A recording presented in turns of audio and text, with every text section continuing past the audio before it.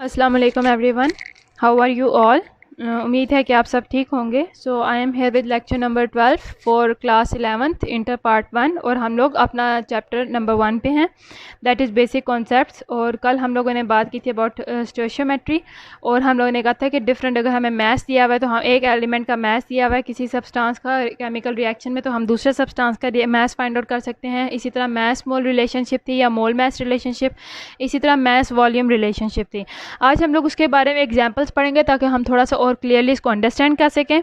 तो पहले आपके पास एग्जांपल है, एग्जांपल नंबर 11 है, ठीक है। इस टॉपिक की पहले एग्जांपल है, that is calculate the number of grams of K2SO4 and water produced.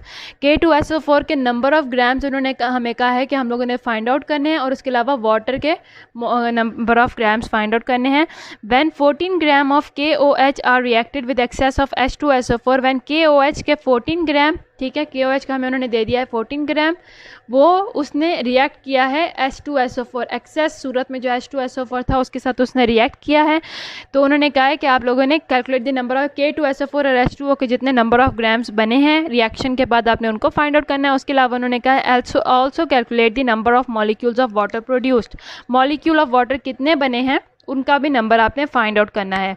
अगर हम लोग को ये कैलकुलेशंस करनी है तो सबसे पहले हम लोग कन्वर्ट करेंगे अपना जो KOH हमें दिया हुआ है पोटेशियम हाइड्रोक्साइड, उसका हमें मास दिया है उन्होंने 14 ग्राम। हमने उसको फर्स्ट ऑफ ऑल हम उसको मोल्स में कन्वर्ट करते हैं और फिर उसको कंपेयर करेंगे with the moles of K2SO4 और with the help of balanced chemical equation. तो सबसे पहले अगर मैंने इसको कन्वर्ट करना है तो मैं देखती हूँ मास मेरे पास कितना है, 14 ग्राम है। अगर मैं इसका मोलर मास फाइंड आउट करती हूँ तो that will B, molar mass जो है पोटेशियम का KOH है, ठीक है। तो पोटेशियम का मेरे पास होता है 39, ऑक्सीजन का है 16, हाइड्रोजन का है 1, तो ये मेरे पास मिलके बन जाता है 56 ग्राम पर मोल। इसका मेरे पास मोलर मास आ गया। अगर मुझे इसके नंबर ऑफ मोल्स को फाइंड आउट करना है तो वही फॉर्मूला जो हम बार बार यूज़ अभी तक करते आए हैं, the number of moles is equal to mass of KOH over molar mass of KOH, तो it will come as 0.25 moles. तो हमारे पास पोटेशियम हाइड्रोक्साइड के 0.25 मोल्स मौजूद हैं। अब मैं इसकी अगर एक बैलेंस्ड केमिकल इक्वेशन बनाती हूँ तो वो मेरे पास कुछ इस तरह से आएगी। हमें ये कहा है कि KOH और H2SO4 ने एक दूसरे के साथ रिएक्ट किया था, पोटेशियम हाइड्रोक्साइड और सल्फ्यूरिक एसिड ने एक दूसरे के साथ रिएक्ट किया और बना दिया K2SO4 पोटेशियम सल्फेट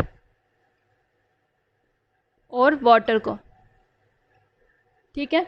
तो मैं अपनी इस पहले केमिकल इक्वेशन को बैलेंस कर लेती हूँ। तो बैलेंस करने के लिए यहाँ पे पोटेशियम के 2 एटम्स मौजूद हैं, यहाँ पे सिंगल है इसलिए मैं यहाँ पे 2 लगा दिया। इसके अलावा यहाँ पे मेरे पास हाइड्रोजन के हो गए 2 + 2 4 और यहाँ पे सिर्फ 2 हैं, तो मैं यहाँ पे अगर 2 लगा दूँ तो ये केमिकल इक्वेशन जो है ये बैलेंस्ड हो चुकी है। तो अगर मैं कंपेयर करूं, यहाँ पे पोटेशियम हाइड्रोक्साइड के 2 मॉलिक्यूल्स थे, ठीक है, उससे पोटेशियम सल्फेट का सिंगल मॉलिक्यूल बना है, ठीक है। हम सिर्फ पोटेशियम को यहाँ पे ले रहे हैं। तो अगर मैं ऐसे रेशियो निकालूं, पोटेशियम हाइड्रोक्साइड के 2 मॉलिक्यूल्स और पोटेशियम सल्फेट का सिंगल मॉलिक्यूल बना है 2:1, ठीक है। तो मैं रबर के ऊपर लिख लेती हूँ, ये थोड़ा सा हम कैमरा नीचे कर लेते हैं। तो ये मेरे पास आ गया है 2:1। तो अगर मैं कहूँ कि अगर इसका एक मॉलिक्यूल होता तो पोटेशियम सल्फेट का हाफ मॉलिक्यूल बनता, ठीक है। 2 मॉलिक्यूल से सिंगल मॉलिक्यूल बनना है, तो अगर सिंगल मॉलिक्यूल है तो उससे हाफ मॉलिक्यूल बनेगा। तो मेरे पास असल में मॉलिक्यूल कितना है, 0.25, ठीक है। तो मैं 0.25 को दोनों साइड पे मल्टीप्लाई कर देती हूँ, ठीक है। 1 × 0.25 और हाफ × 0.25, तो हम इस साइड पे रख लेते हैं, यह आ जाएगा 0.25 रेशो 0.25 डिवाइडेड बाय 2, तो इट विल बी 0.25 रेशो 0.125 आ जाएगा। इसका मतलब ये हुआ कि हमने जो भी मोल्स निकाले थे कि हमारे number of moles potassium hydroxide के वो 0.25 थे, तो उन्होंने 0.125 मोल्स जो है K2SO4 यानी पोटेशियम सल्फेट के 0.125 मोल्स उन्होंने मिलके प्रोड्यूस किए थे। तो अब मुझे ये पता चलाना है कि मोलर मास कितना है, फिर उसके बाद मैं mass of potassium sulphate find out करूँगी।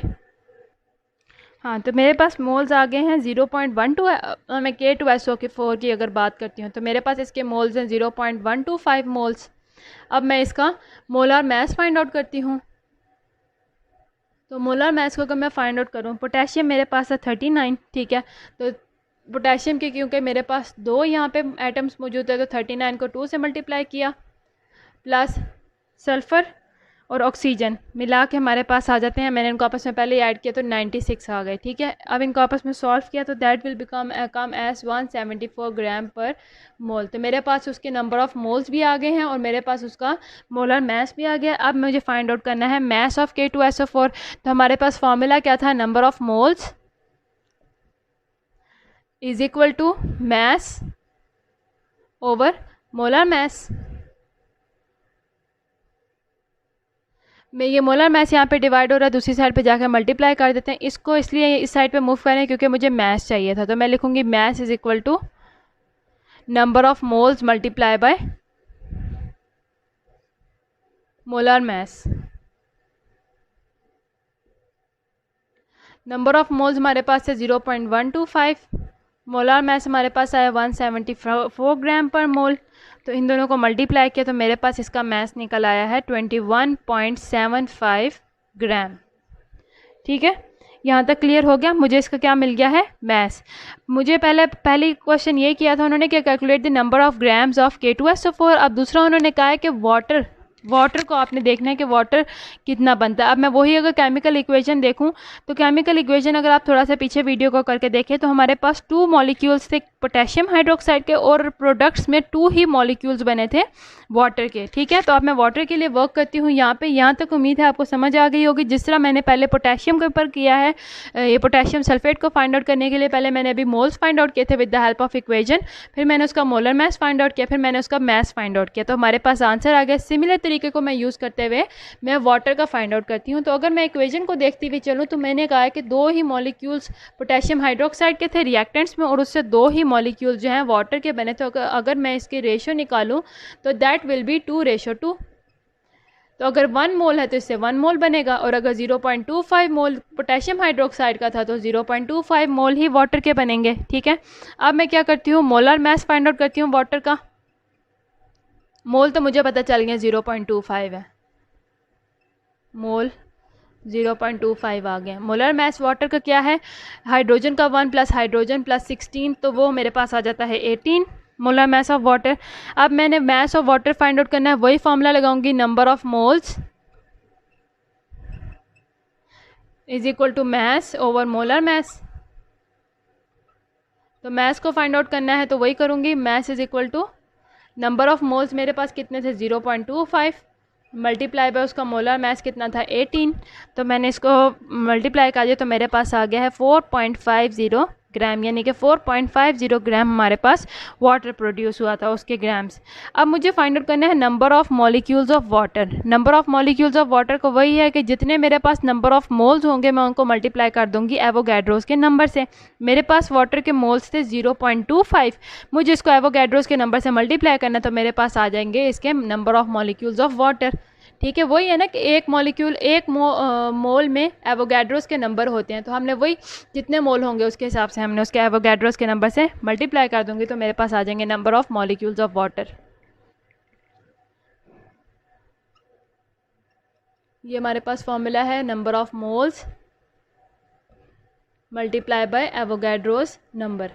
द नंबर ऑफ मोल्स मैंने अभी वाटर के फाइंड आउट किए हैं with the help of chemical equation, that was 0.25।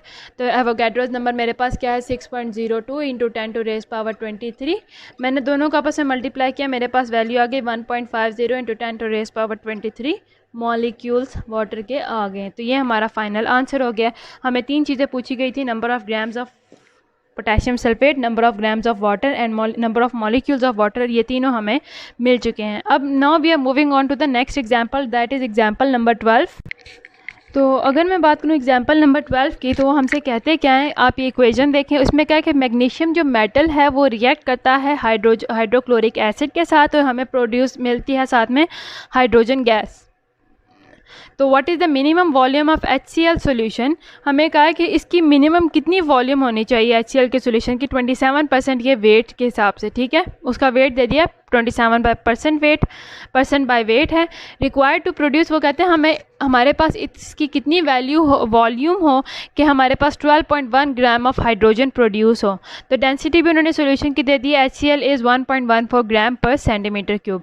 तो सबसे पहले हम लोग स्टार्ट करते हैं mass of hydrogen produced. Mass of hydrogen कितनी है जो बनेगी हमारे पास, जो हमें क्वेश्चन में दे दिया उन्होंने 12.1 ग्राम, उन्होंने क्या इतने हाइड्रोजन गैस की मैस बननी चाहिए। ठीक है, तो मैं इसकी मोलर मैस हमारे पास हाइड्रोजन गैस की क्या है, 1 + 1 क्या हो जाएगी हमारे पास 2.016, 1.008 था इसका। ठीक है, हम मोस्टली इसके एवरेज में वैल्यू ले लेते हैं, लेकिन कभी कभार हमें एग्जैक्टली हम लेते हैं। ठीक है, फिर मोल्स की अगर बात करें तो मोल्स फाइंड आउट करने हैं, हम वही करेंगे, moles is equal to mass over molar mass. Mass हमें उन्होंने दे दिया था, मोल्स इसके हाइड्रोजन के मैस हमें दिया था 12.1 ग्राम, ओवर मोलर मैस हमने जो निकाला है 2.016 ग्राम। जब हम लोगों ने इनको आपस में डिवाइड किया तो हमारे पास आ गए हैं 6.0 मोल्स। तो हमारे पास मोल्स जितने हाइड्रोजन के बनेंगे वो आ गए हैं 6। तो अगर हम लोग इसको देखते हुए चलें अपने इक्वेशन को, तो हम लोग देखते हैं कि HCl है। ठीक है, इसके 2 मोल्स हैं यहाँ पे, अगर हम लोग देखें इसके 2 मॉलिक्यूल्स ऑफ HCl है और 1 मॉलिक्यूल ऑफ H2 है। तो हम रेशो निकालते हैं H2:2 HCl, तो ये 1:2 थी, यानी कि 1 मॉलिक्यूल हाइड्रोजन का बना है 2 मॉलिक्यूल्स ऑफ HCl से। तो अगर हमारे पास मोल्स बने हैं इसके 6, तो इसका डबल 1 का डबल 2 था, 6 का डबल फिर हो जाएगा 12, यानी कि 12 मॉलिक्यूल्स जो हैं HCl के यूज़ होंगे। So 12 moles of HCl are being consumed to produce 6 moles of hydrogen. इसी तरह अगर हम लोग बात करते हैं मैस ऑफ HCl, हमें मैस मोल्स हमें पता चल गए HCl के 12 मोल्स होंगे HCl के, और मोलर मैस हम लोग तो मैस को फाइंड आउट करने के लिए हम लोग करेंगे मैस ऑफ HCl, जो हम लोगों ने वही फॉर्मूला है उसको बस अपने मैस के हिसाब से हम करेंगे, mass is equal to number of moles multiply by molar mass. Number of moles हमने भी फाइंड आउट किए थे, HCl के यूज़ होंगे 12, मोलर मैस HCl का फाइंड आउट करें, हाइड्रोजन का था 1 और क्लोरीन का होता है HCl में क्लोरीन का होता है 26.5, तो दोनों 35.5 क्लोरीन का था, दोनों को ऐड किया तो that will be equal to 36.5। तो जब इनको मल्टीप्लाई किया तो हमारे पास आ जाएगा इसका मैस 438 ग्राम्स। तो हम लोग को अब ये पता चल गया कि जो सोल्यूशन है हमें क्वेश्चन में दिया गया HCl solution is 27% by weight. It means that उसका हम लोग इसका मतलब क्या निकालेंगे कि 27 ग्राम of HCl present in HCl solution, तो इसका मतलब वो 100 है। ठीक है, 100 ग्राम, तो 1 gram of HCl present in HCl solution is equal to 100 over 27। तो हम लोग के पास कितने ग्राम्स आए थे 438, हम उस हिसाब से निकालेंगे 438 grams of HCl is equal to 100 over 27 multiply by 438। ठीक है, उन्होंने हमें क्वेश्चन में कहा था कि अगर HCl का सोल्यूशन जो है वो 27% बाय वेट है। ठीक है, तो अगर हम लोगों ने उसकी परसेंटेज को फाइंड आउट करना है, हम कहेंगे कि 27 ग्राम ऑफ HCl जो था उस सोल्यूशन में मौजूद था, तो सोल्यूशन की अपनी अमाउंट कितनी थी, परसेंट का है ना, तो 100 ग्राम थी। ठीक है, तो उस 100 ग्राम में से 27 ग्राम HCl का था। फिर अगर हम लोगों ने 438 ग्राम निकालना है तो हम उसके हिसाब से ये सारे स्टेप्स लगाएंगे और इसके हिसाब से हम वैल्यूज़ निकालेंगे, इनको आपस में मल्टीप्लाई और डिवाइड किया तो दैट विल कम एज 162.2 ग्राम। ये 438 ग्राम ऑफ सोल्यूशन जो था वो 438 हम लोगों को पिछले भी स्टेप्स में पता चला है कि 438 ग्राम था ये। ठीक है, HCl का। तो उन्होंने कहा है कि अगर 100 ग्राम हो HCl के सोल्यूशन के तो उसमें से 27 ग्राम हाइड्रोक्लोरिक एसिड के होंगे। ठीक है, तो अब हम लोग को पता चल गया कि असल में 438 ग्राम हाइड्रोक्लोरिक एसिड के थे, तो हमने ये फाइंड आउट करना है कि ये 438 ग्राम थे कितने सोल्यूशन में। पहले तो उन्होंने क्या दिया कि अगर 27 ग्राम हो HCl के तो वो 100 ग्राम का सोल्यूशन पूरा होगा। तो उन्होंने कहा अगर 438 ग्राम हो HCl के तो पूरा सोल्यूशन कितने का होगा, तो हमने उसको ये फाइंड आउट किया है अपना फार्मूला लगा के। अब हम लोग क्या करते हैं कि हम लोगों ने फाइंड आउट करनी है डेंसिटी वॉल्यूम ऑफ HCl, तो उसमें उन्होंने हमें डेंसिटी ऑलरेडी दे दी है 1.14 ग्राम पर सेंटीमीटर क्यूब। तो वॉल्यूम का फार्मूला था volume is equal to mass of HCl solution over density of HCl, तो वो हम लोग फाइंड आउट कर लेते हैं। Volume is equal to mass over density. Mass हम लोगों ने अभी भी पूरे सोल्यूशन का निकाला है, दैट इज़ 1622.2 ग्राम, और डेंसिटी उन्होंने हमें क्वेश्चन में दे दी थी कि डेंसिटी थी इसकी 1.14 ग्राम पर सेंटीमीटर क्यूब।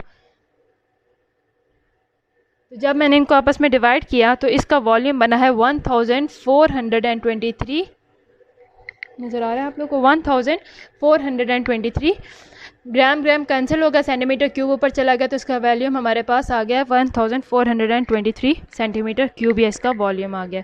तो वही है, हमें क्वेश्चन में दी हुई है ये इक्वेशन, और हमसे ये पूछा गया था कि मैग्नीशियम मेटल जो है रिएक्ट करता है हाइड्रोक्लोरिक एसिड के साथ, ठीक है।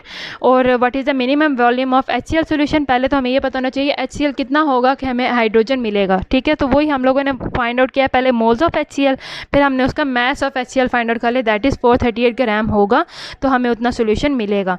फिर दूसरा उन्होंने कहा कि अगर 27% बाय वेट था जो रिक्वायर्ड था 12.1 ग्राम को, तो हमें उसकी अब जो है ना डेंसिटी चाहिए, तो डेंसिटी वॉल्यूम चाहिए। वॉल्यूम के लिए हमें पहले उसका पूरा मास पता होना चाहिए।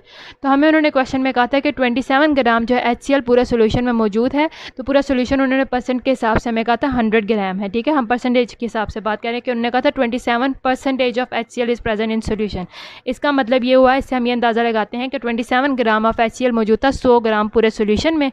तो अगर हमारे पास इतने ग्राम निकले थे HCl के, तो हमने वो लगा के पूरा सोल्यूशन के मास को फाइंड आउट किया, फिर उसकी मदद से वॉल्यूम को फाइंड आउट किया with the help of formula that is volume is equal to mass over density, और हमारे पास उसकी वॉल्यूम आ गया।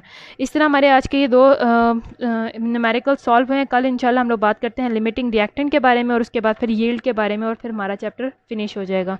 तो उम्मीद है आपको यहाँ तक आपके आज के लेक्चर की समझ आई होगी। बाकी इंशाल्लाह मिलते हैं कल के लेक्चर में।